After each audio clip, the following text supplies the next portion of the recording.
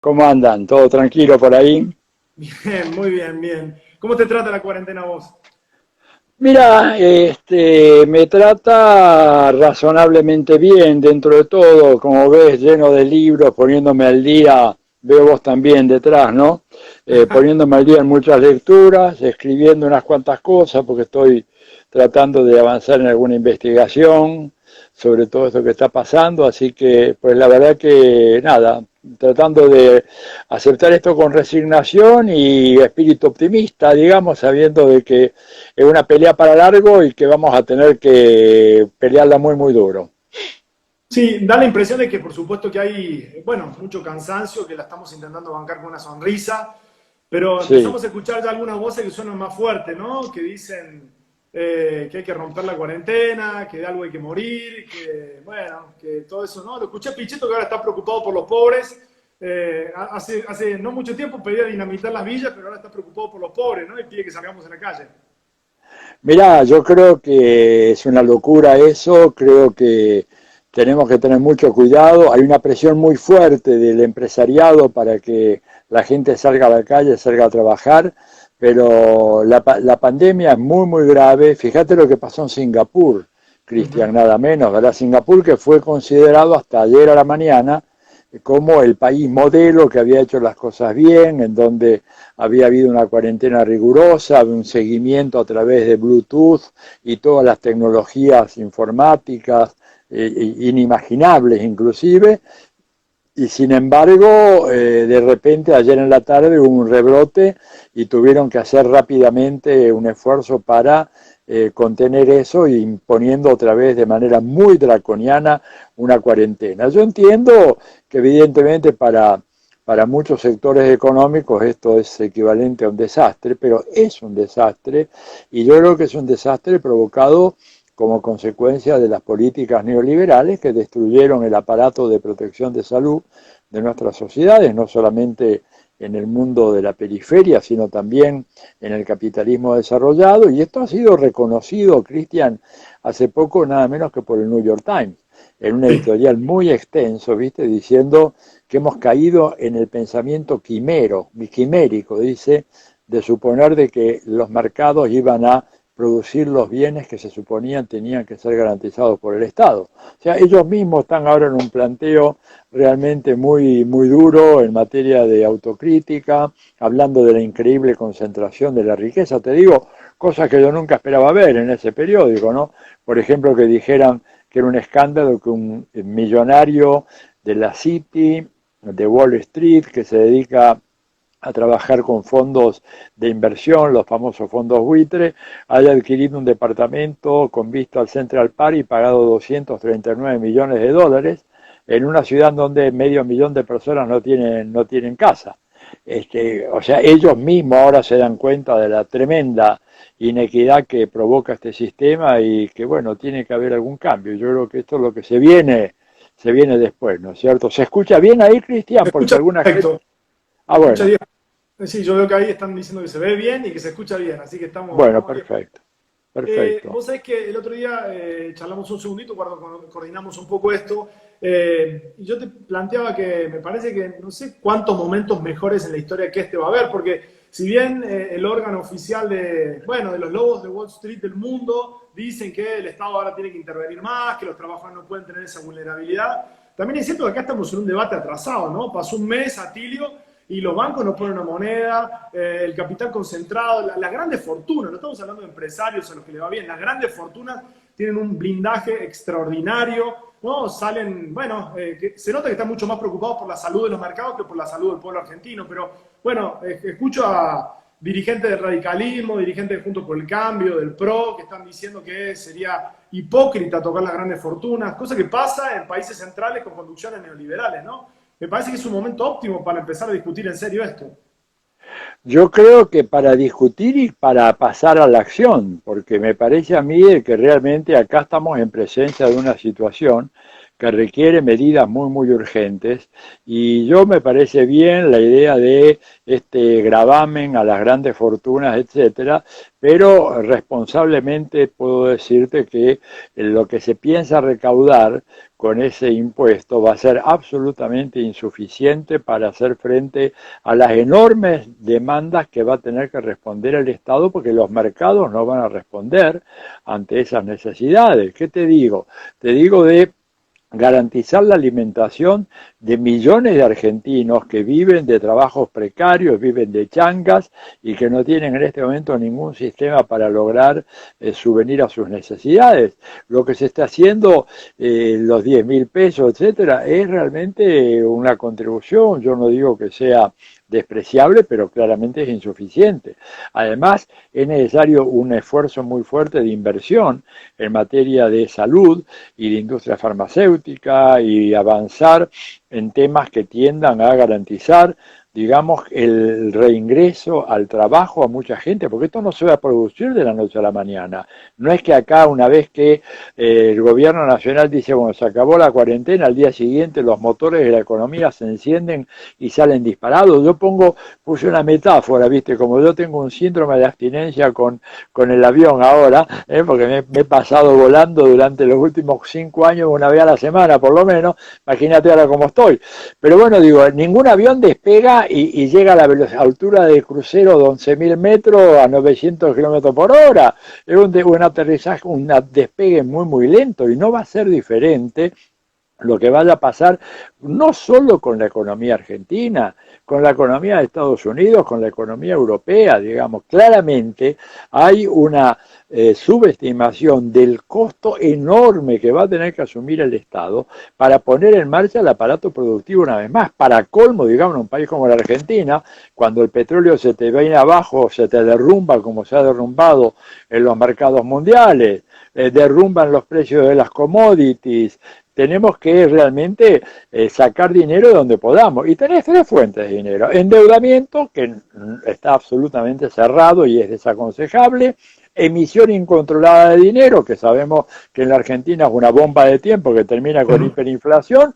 O cobrarle impuestos a las grandes fortunas, que en este país lo han pasado muy bien, y que bueno, llegó el momento de que estamos en el fin de un ciclo histórico, y entonces hay que tomar medidas excepcionales que en otro contexto hubieran parecido excéntricas o extravagantes, pero que en el contexto actual son absolutamente indispensables. Por eso creo que cuando vos decís es ahora o nunca, yo creo que nunca hubo una oportunidad tan importante como esta para llevar adelante una reforma tributaria integral que la Argentina necesita, porque acá tenemos una situación escandalosa.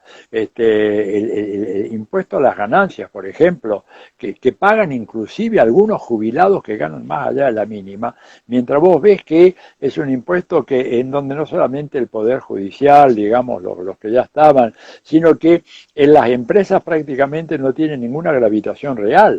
Cuando en países europeos, por ejemplo, el promedio del impuesto a las ganancias está en torno al 18 o 20% del Producto Bruto, acá es el 6% apenas, y fundamentalmente lo pagan los trabajadores, los empleados digamos que son contribuyentes cautivos de la FIP, porque no tienen los recursos que tienen las grandes fortunas para evadir dinero, eludir los impuestos, para irse a los paraísos fiscales. Entonces creo que en este momento el Estado va a tener que hacer eso, si no, no va a poder hacer frente a esta crisis. Atilio, a fines de la Segunda Guerra Mundial surge el concepto de nuevo orden mundial, ¿no? Empiezan, bueno, y después a lo largo de la historia hubo distintos estadios donde a partir de crisis profundas, bueno, se discutió al menos si había o no un nuevo orden mundial. ¿Crees que hay condiciones objetivas para que conozcamos una etapa del mundo en donde haya una vez más un nuevo orden mundial? Yo creo que evidentemente sí, porque el viejo orden se vino abajo. A ver, cuando viene un señor como Henry Kissinger y publica, creo que fue en el Wall Street Journal, ¿no es cierto?, un artículo diciendo tenemos que reconstruir el orden mundial, bueno, está reconociendo que el viejo orden se le vino abajo.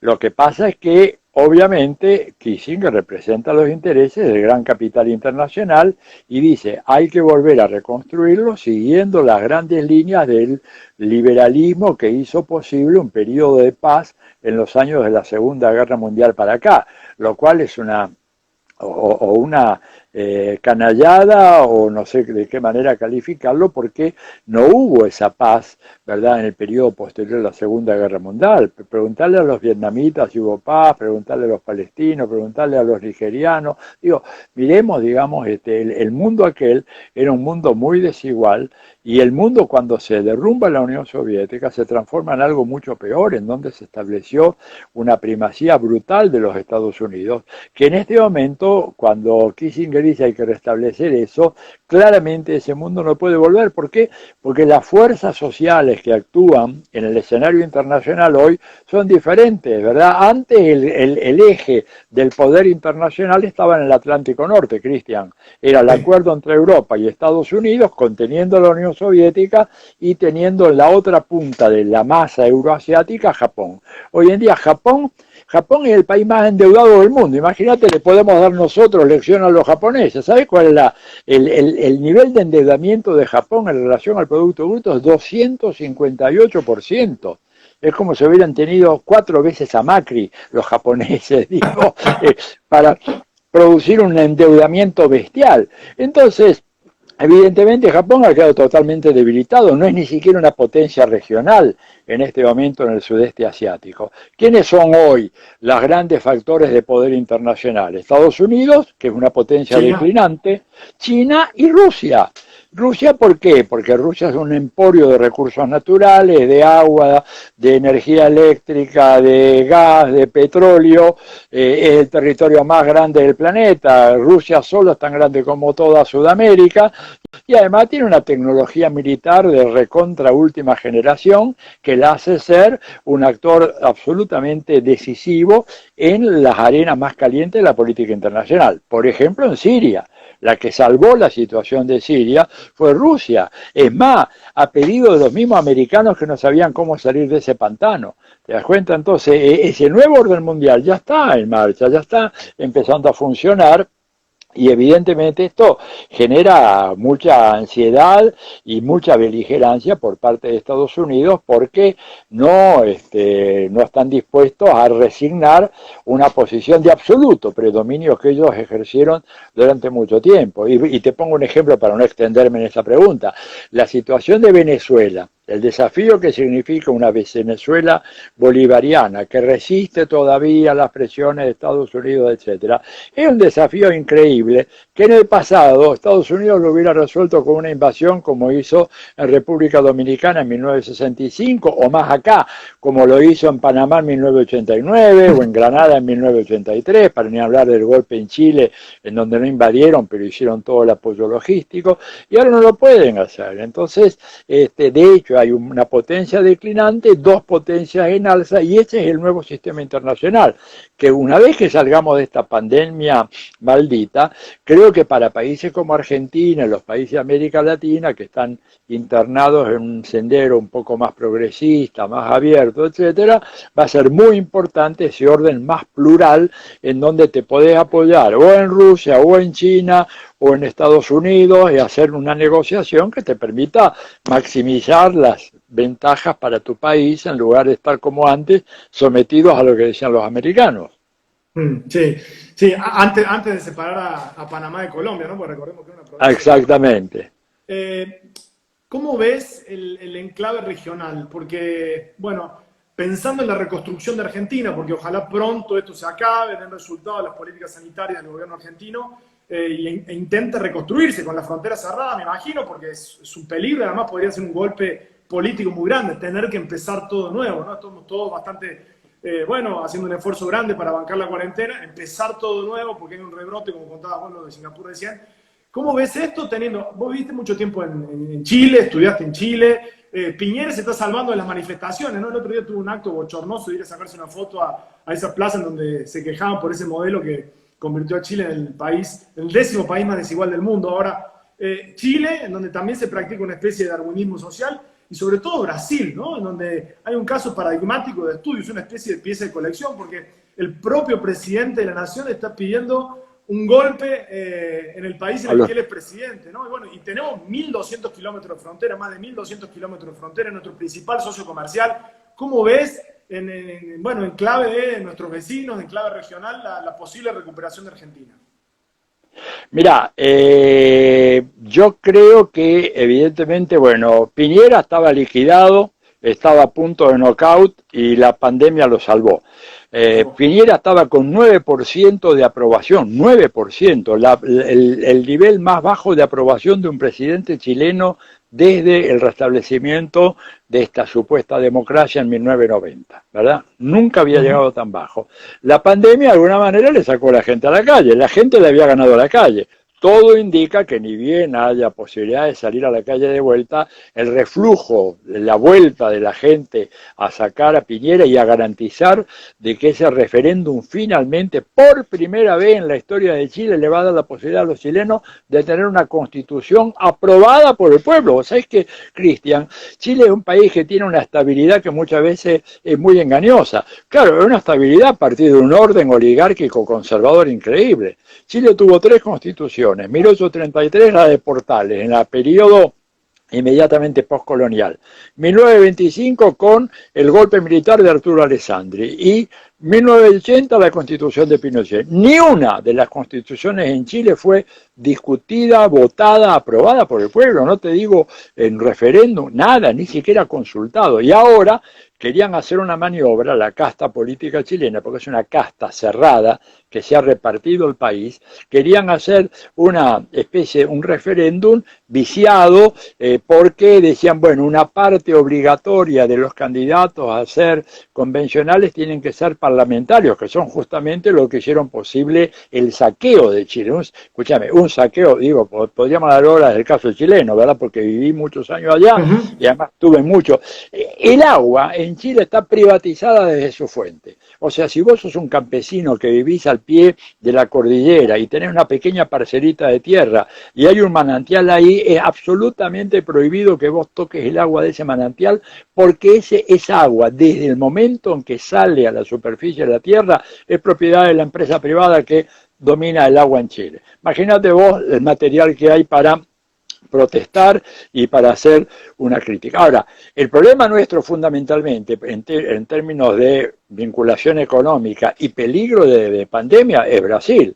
Brasil es un país que tiene más o menos 4 veces más población que la Argentina, pero tiene más de 20 veces infectados que la Argentina. O sea, hay una proporción descomunal y eso probablemente vaya a ir en aumento. Y como vos decís, tenemos más de 1.200 kilómetros de frontera con Brasil, que tienen que ser rigurosamente vigiladas porque es por donde nos puede venir. Yo con esto no quiero, por supuesto, de alguna manera estigmatizar a los pobres brasileños, pero son mis propios amigos brasileños que nos dicen, mirá, estamos en manos de un demente, ¿verdad? Que se pelea con el ministro de Salud, que dice que hay que hacer la cuarentena, que lo echa y luego los militares que instalan ahí un presidente operacional, eso está escrito, digamos, en un comunicado del ejército, y este tipo pidiendo un golpe militar, asusando una interna dentro del ejército. Pero Bolsonaro tiene un apoyo social muy importante, Cristian, porque 1 de cada 3 brasileños es miembro de alguna iglesia evangélica. Es la organización social, el movimiento social más poderoso que hay hoy por hoy en Brasil es el de las iglesias evangélicas. Tienen el segundo canal de televisión de alcance nacional, que ya está pisándole los talones a la Red Globo, para que te dé una idea, la famosa Red Record. Tienen miles de millones de dólares a disposición, están articulados con socios muy poderosos en Estados Unidos y son ellos los que realmente constituyen la base social de apoyo fundamental a Bolsonaro. Y esto ante una izquierda que ha quedado paralizada porque Lula está libre, pero la verdad que es lo mismo que si hubiera estado preso. Yo estoy feliz y participé en la campaña Lula libre, todo lo que vos quieras, pero no hay ningún movimiento en este momento en Brasil. Mismo el MST, ¿verdad? Los sin tierra de Brasil, noto que están profundamente desconcertados y desmovilizados. No hay realmente una oposición real. Mirá lo que te digo, la oposición más fuerte que tiene hoy por hoy Bolsonaro son los gobernadores de derecha, incluso de centro derecha, que están absolutamente en contra de su política de abrir la economía y dejar que la gente salga a la calle, porque ellos están en la primera línea de trinchera. Cuando se les enferme la gente, imagínate en el estado de San Pablo, en una ciudad de 22 millones de habitantes, imagínate un estallido fuerte de una pandemia en San Pablo, es una catástrofe humanitaria de proporciones que nos llega también a nosotros. Entonces, hay muchas razones para estar muy preocupados por la situación de Brasil, ¿verdad? Sí, sí, el Congreso incluso, ¿no? Bueno, estaba pensando en eso que decías y las iglesias evangélicas están exceptuadas por Bolsonaro, ¿no? Porque mandó a todo el mundo a ir a la iglesia sin problema. Te pregunto por, digamos, el rol que hoy cumplen los medios de comunicación aquí en Argentina, ¿no? Porque pensaba, y el otro día charlaba también con Felipe Piña, bueno, y lo venimos charlando respecto a lo que pasa ya en otros países en donde hay un adiestramiento respecto de la cuestión impositiva, porque esta es la disputa. Yo imagino que hoy Alberto Fernández, que tiene un nivel de aceptación muy alto, sobre todo por cómo ha tratado el tema de la pandemia, bueno, estará valorando todo el tiempo, vos lo sabés, estará valorando todo el tiempo si ir a fondo, ir hasta el hueso, cómo hacerlo para, bueno, no perder esa popularidad y ese margen de maniobra. Pero el rol de los medios de comunicación en este marco que decididamente juegan para blindar a las grandes fortunas, ¿cómo lo ves? ¿Qué opinión tenés? Y lo veo con una gran preocupación y lo veo con una misma preocupación e indignación, ¿verdad? Porque la forma como esos medios están mintiendo y están realmente agrediendo al gobierno nacional y agrediendo a Alberto Fernández, algunos con críticas supuestamente más técnicas, tecnocráticas, otros apelando permanentemente a la descalificación, a la burla, al sarcasmo en contra del presidente, buscando de todas maneras herir, dañar, erosionar la autoridad gubernamental, la imagen de Alberto ante los ojos de la opinión pública, y creo que el gobierno necesita pasar al contraataque. Yo creo que la idea de pensar de que los medios de comunicación en algún momento van a ser neutros, si querés, entre comillas, todo neutros, ¿verdad? Enfrente a un gobierno que se proponga poner la salud por encima de la economía, poner el bienestar del conjunto de la sociedad más allá de las ganancias de los grandes empresarios, del capital más concentrado, y es una utopía. Esa gente siempre va a defender a los capitalistas, siempre va a defender a la gran burguesía, siempre va a defender el imperialismo, están a sueldo de ellos, ¿verdad? O sea, yo me resisto a pensar de que ahí estamos hablando de periodistas, estamos hablando más bien de mercenarios de la comunicación, no son periodistas. Creo que el periodismo es una de los oficios más nobles que tiene una sociedad, en la medida en que sea una actividad tendiente a iluminar a la sociedad con sus estudios, con sus investigaciones, con su información diseminada de manera tal de que la gente pueda cultivarse y tener una visión más sofisticada, ¿no es cierto?, de la realidad a nivel de los detalles, que les permita entender un poco mejor qué es lo que está pasando. Pero cuando vos mirás los grandes medios son oficinas de prensa de los grandes capitales de la Argentina, nada más que eso, no tienen ninguna vocación real para informar en las cosas de fondo, ¿verdad? Y ocultan la información que no les conviene de una manera alevosa. Mira, yo siempre pongo el ejemplo, se habla mucho de Venezuela, ahora, bueno, con la pandemia un poco han hablado menos, ¿verdad? Pero vos no encontrás notas en los grandes medios argentinos que pongan el grito en el cielo ante el hecho de que en un país como Colombia, un supuesto demócrata que es uno de los jefes del grupo de Lima, que más propiamente debía ser llamado el cártel de Lima, ¿verdad? Están matando a un dirigente social por día. Un promedio ya llevan como, no sé, más de 100, ¿verdad?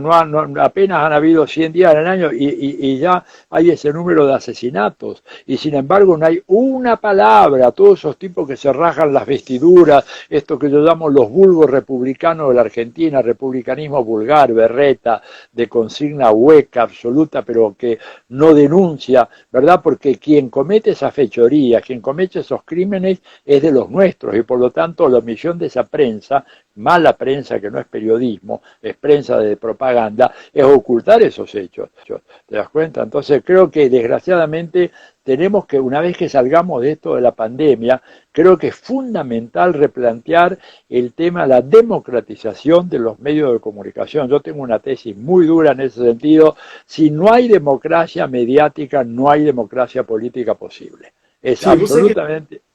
Sí. El otro día pensaba en eso que estás diciendo, pensaba, sé que a nosotros desde Vela en general, por deformación profesional, estamos todo el tiempo pensando en esto. Yo sé que muchas veces para, bueno, algunos dirigentes es más fácil comprar hecho e ir resolviendo sobre la marcha e ir postergando esas discusiones, ¿no? Que son discusiones de fondo y que son meterte, digamos, con el poder. Eso que alguna vez hablamos con vos en la radio respecto del príncipe de Maquiavelo, ¿no? En algún momento el poder se cansa, te come y conspira para derrocarte, pero leía el dato respecto de que Clarín, el grupo Clarín, compró bonos. Es uno de los bonitas, es uno de los acreedores de la República Argentina. Y desde ese lugar, digamos, nos cuenta la política todos los días. Es verdaderamente muy grave. Es un dato que, por supuesto, tiene un conocimiento ínfimo en la masa de la sociedad argentina, pero el grupo Clarín tiene acciones de la deuda argentina. Es una cosa de locos, Atilio. Bueno, eso, por ejemplo, en Estados Unidos jamás podría haber ocurrido. Jamás. El New York Times, ¿verdad?, es una empresa que está facultada para emitir y publicar un diario en la ciudad de Nueva York y en el estado de Nueva York. No puede tener una radio AM, FM, un canal por aire, un canal de cable, no puede hacer una inversión, digamos, en fondos hedge o lo que vos quieras. Digamos, la misma legislación de los países capitalistas avanzados, pero acá nosotros, ¿verdad?, estamos pagando un precio bárbaro por nuestro atraso, por nuestra condición periférica, por esta herencia de una tradición oligárquica que hace que aceptemos cosas que son absolutamente inaceptables.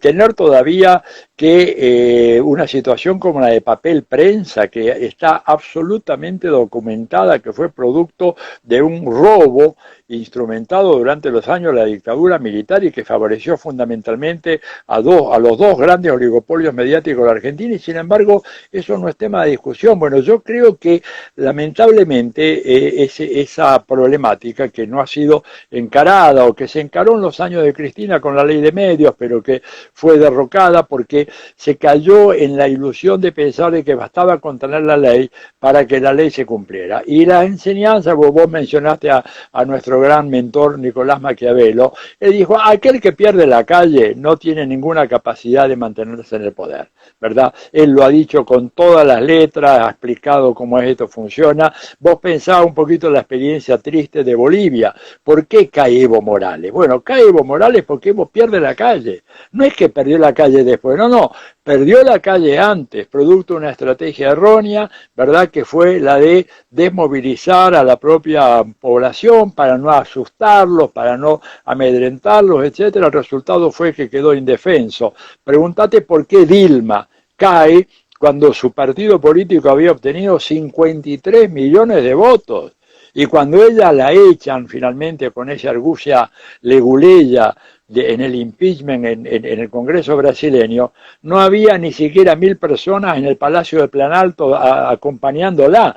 Y pensaba la diferencia con Maduro, ¿verdad?, que de alguna manera, cada vez que hay una amenaza de golpe o una movilización en contra de él, etcétera, hay una convocatoria y tiene 500.000 de personas rodeando el Palacio de Miraflores. Y por eso Maduro sigue en el gobierno, por eso Evo se cayó, por eso Dilma se cayó. Y creo que esto es una lección para Alberto Fernández. Si piensa que él va a poder avanzar en este programa de reconstrucción de la Argentina, porque acá no hay que pensar de que se trata de hacer un pequeño ajuste. Este es un país que prácticamente ha sido destruido por el macrismo, de golpe nos vino la pandemia, encima nos cayó la mayor crisis económica, según Paul Krugman, en la historia del capitalismo, ya lo está diciendo todos los días, peor que la Gran Depresión, se nos vienen a plomo, ¿verdad? Se nos caen a plomo los precios de las commodities, y esto no lo arreglás con medidas tibias. Tenés que tomar el toro por las astas, y al hacer eso te vas a encontrar con la férrea oposición de aquellos que han sido los grandes beneficiarios del viejo orden, y la única manera que tenés para lograr prevalecer es teniendo la capacidad de tener la gente organizada y copando la calle. No te bastan las instituciones están muy bien, hay que tener presencia en el Parlamento, en los gobiernos locales, regionales,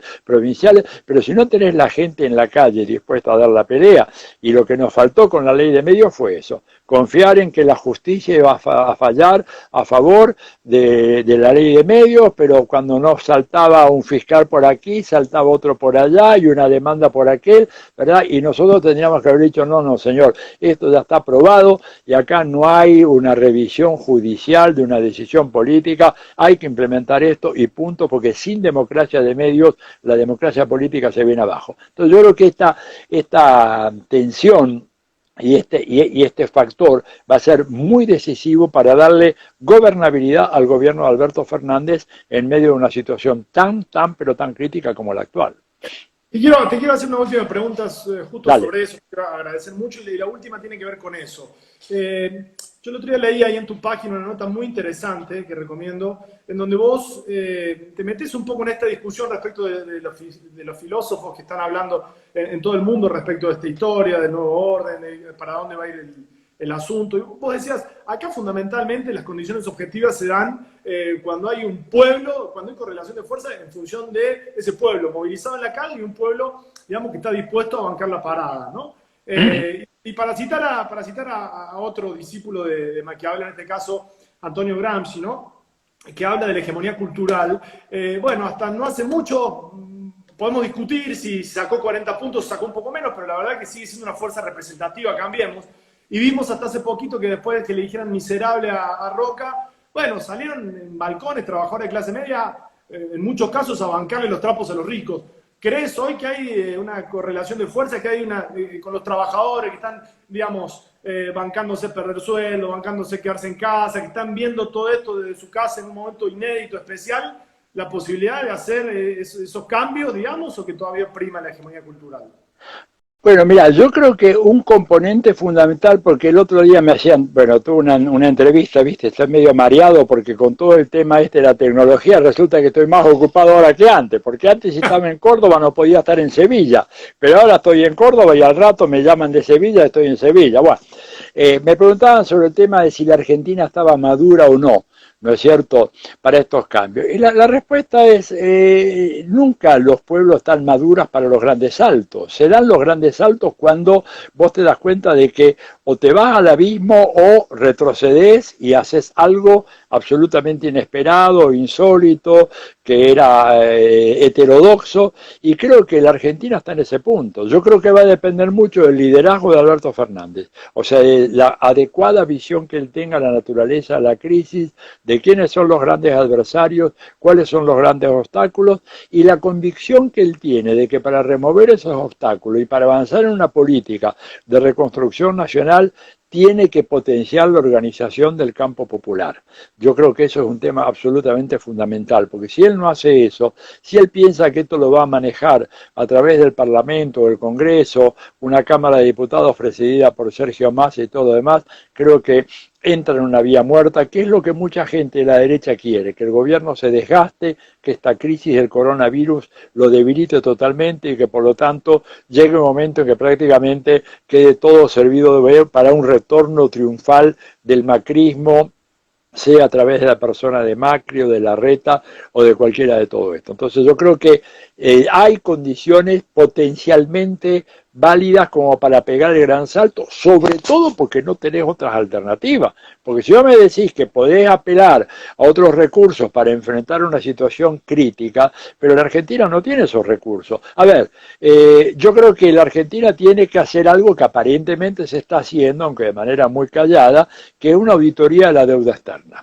Esto un poco el gobierno no lo está diciendo, pero por otra parte yo sé que en el Banco Central se está trabajando activamente para ver cuánto hay de verdad en la deuda externa y cuánto hay de mero pasamanos por el cual te prestan 44.000 millones de dólares y por la otra puerta se los llevan los paraísos fiscales los amigos del gobierno de Macri. Yo creo que eso es absolutamente fundamental y que la Argentina no va a poder pagar la deuda. O sea, no hay cómo pagarla.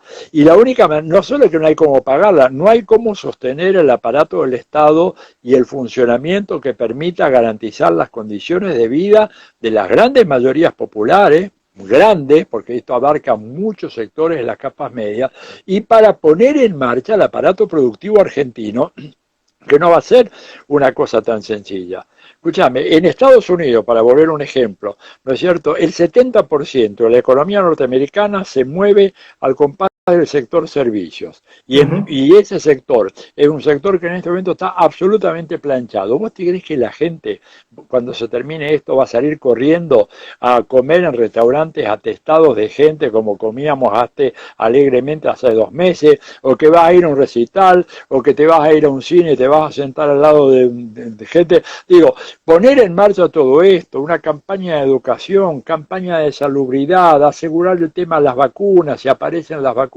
dicen que se van a demorar 1 año, 1 año y medio donde están las vacunas para este virus, pero por ahí hay que hacer otras vacunas también. Si no tenés un Estado con mucho dinero no lo podés hacer. Entonces, o te endeudás, cosa que ya no podés hacer, o emitís, que te lleva al infierno de la hiperinflación, o buscás el dinero entre quienes lo tienen. Eso lo hicieron los alemanes a la salida de la Segunda Guerra Mundial, lo hizo Adenauer. Adenauer no era marxista-leninista, pero cuando Alemania se desplomó, prácticamente despojó de dinero a todos y le dijo, señores, borrón y cuenta nueva. Cada cual empieza de vuelta. Y creo que la Argentina lentamente se puede estar aproximando a una situación así que va a obligar a Alberto Fernández a tomar medidas muy de fondo, mucho más de las que él en algún momento estaba en condiciones siquiera de pensar, pero que por imperio de las circunstancias no le queda de otra. ¿Qué va a hacer? Acá ya lo que uno quiere se contrapone a lo que necesita para sobrevivir. A vos no te puede gustar nadar en el mar turbulento, pero si el barco se hunde y tenés una chalupa y te cae al agua, ¿qué vas a hacer? Decís, no, yo no me mojo, y te pones a nadar y tratás de salvar como podés. Y yo creo que esta es un poco la situación en la cual estamos en la Argentina. El coronavirus lo ha precipitado todo. Absolutamente. Querido, te agradezco mucho este rato, la pasamos muy bien. Mañana te seguimos escuchando en la radio, te agradezco mucho, te mando un fuerte abrazo y la seguimos en cualquier momento, te seguimos leyendo, así que es un gusto siempre escucharte. Decime, ¿esto va a quedar grabado, cosa que se pueda volver a ver? Porque veo que hay muchos mensajes de mucha gente y te felicito porque están escuchándote en la entrevista desde varios países de América Latina. Así que un abrazo a todos ustedes, un gran abrazo, los quiero mucho y seguimos en la lucha. Gracias. Adiós. A ti lo querido, un abrazo, después le seguimos. Gracias. Chau, que esté bien, chao.